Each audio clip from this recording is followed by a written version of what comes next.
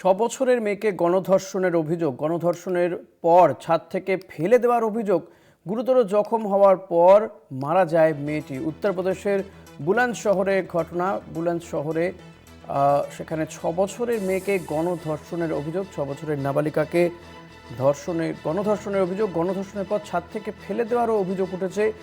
তাতে গুরুতর জখম হয়েছে ওই নাবালিকা।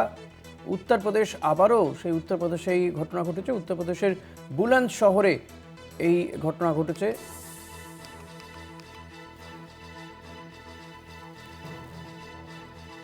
দুই সন্দেহভাজন রাজু কাশ্যপ এবং বীরুকে গ্রেফতার করা হয়েছে বলে জানা যাচ্ছে।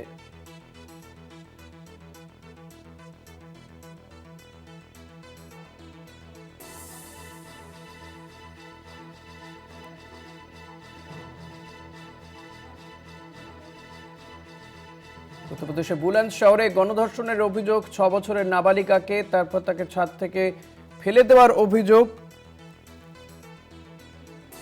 গণধর্ষণের পরে ছাদ থেকে ফেলে দেওয়ার অভিযোগ। ঘটনায় গুরুতর জখম ওই নাবালিকা।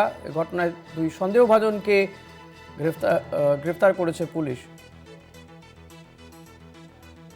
গুরুতর জখম হওয়ার পর মারা যায় ওই নাবালিকা, এমনটাই জানা যাচ্ছে। উত্তরপ্রদেশের বুলন্দ শহরে গণধর্ষণের অভিযোগ।